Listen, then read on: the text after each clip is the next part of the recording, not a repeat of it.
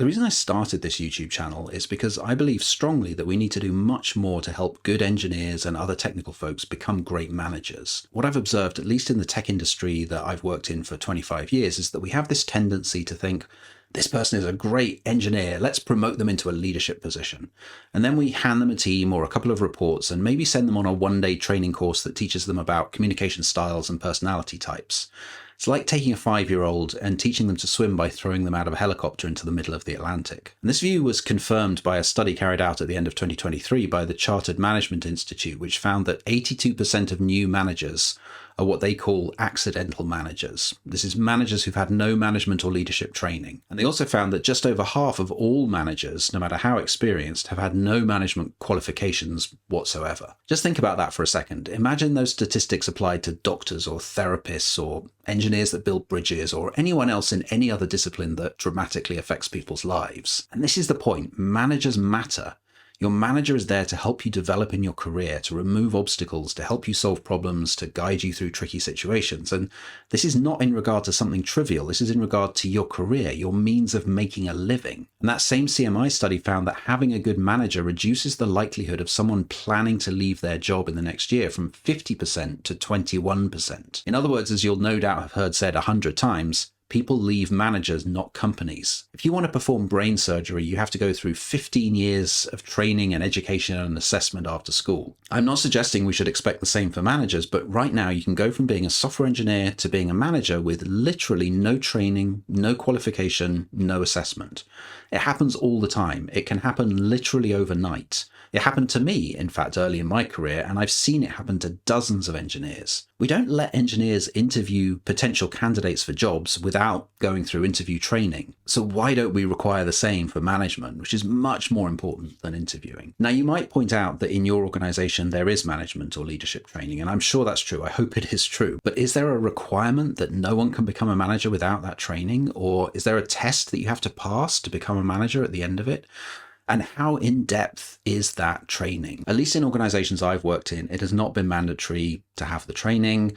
There has not been a test at the end of the training. And the training tends to be, pretty light and fluffy. Again, there's an assumption built into this that says that if someone is good at the technical work, programming, testing, design, whatever, then they will also be good at being a people manager. But this is just not true. And neither is it true that just because someone is good at the technical work, that they'll enjoy being a leader and be rewarded by it. I wonder how many of those accidental leaders became leaders because they felt it was needed in order to progress in their career.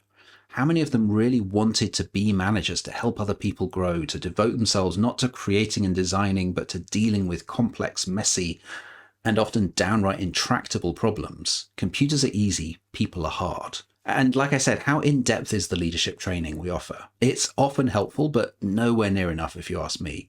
The reality is that 99% of good leadership is really just based on experience, and that means that the only way to become a great leader is to be a leader for a long time.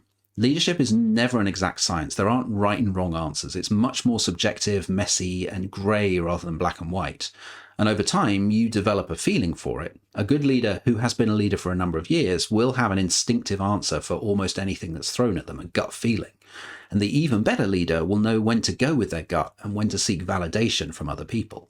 So what I'd like to see is much more in the way of formal training and assessment for new managers, treating it as a discipline like engineering.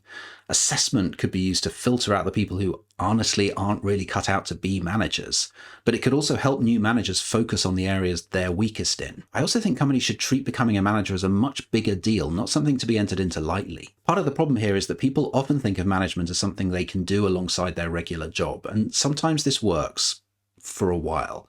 But in the long run, for most people, it does not work well. You can either be a software engineer or a manager. Not both, not really.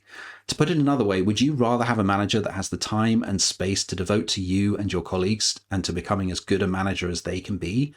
Or someone who's focused on writing code and will occasionally help you when they get time? Another problem with the way that we set people up as managers is that there's this artificial sense of it being an irreversible path, like jumping into the water slide, no going back. I'd love to see a system where maybe we trial new managers for something like a year, and at the end of that year they get a 360-degree assessment from their own manager, from their peers, and their reports, and perhaps most importantly, actually from themselves. And then they'd have an in-depth discussion with maybe their manager or perhaps someone in HR before making a final mutual decision about whether they should continue being a manager or not. And there should be no stigma attached to returning to being an individual contributor, either then or at any time in one's career. If someone's made an informed decision that they're better at something else, like writing code, than they are at managing other people, they should be congratulated and thanked. In reality, what we do is we treat managers like a kind of scarce resource that we don't want to let go of, even when they're not really up to it or up for it. And there's a catch-22 here. Everyone wants to have a great manager, but to become a great manager, you have to spend a long time being a not-so-great manager. So what should a new manager do? Well, first of all, don't give up. Second, accept that you are not perfect. No one is. And if you're just starting out as a leader, then no one can expect you to have all the answers, to make no mistakes, to never get anything wrong. So just start by accepting that, being okay with it. When someone asks you a question and you don't know the answer, make a judgment call in which you weigh up how significant a question it is against how confident you are about a possible answer. Over time, your confidence will increase and your ability to determine how significant the question and its consequences are will increase too. To begin with, though, you can err on the side of caution. If someone asks you a question and you're not sure either what the answer is or how important and significant it is, get advice, maybe from a mentor, from a peer, from a Slack channel in your organization, whatever. Be thoughtful, of course, about how you approach it. Obviously, if there's something sensitive in there about someone's health or something like that, for example, then you probably can't take that approach, and you maybe start by talking to HR with the person's permission. But also be transparent with the person who's asking you for help. Don't pretend. So you can say something like, as you know, I'm still fairly new to management, so I'm going to seek some advice on this. Is that okay with you? And you might be afraid that this will look weak, it'll undermine their trust in you, but I promise you it will have a more positive effect than if you just fake it. People are very good at sniffing out bluster and hot air, even if they don't let on. The next thing you can do, and I'm biased, of course, but I'd suggest you subscribe to my channel and watch my videos. What I'm trying to do with this channel is to be kind of a mentor to you, answering the kinds of questions I can imagine you might have as you navigate the early months and years of your journey through leadership. It's not the same as having a real live mentor who can respond to your questions in real time, and it's nothing like the same as experiencing it for yourself, but I do think it can be very helpful for a new leader to bootstrap by listening to someone like me who has been in leadership and management for a long time. By the way, one of the most important questions any new manager should ask themselves is why they are becoming a manager, ideally before they make the choice. And as part of that, they should question whether they are becoming a manager for the right reasons or not. The video that's on the screen now is all about how to think about that and why it matters. If you have any thoughts or questions on accidental managers, please do share them in the comments below. I'd really love to hear from you. Bye. See you soon.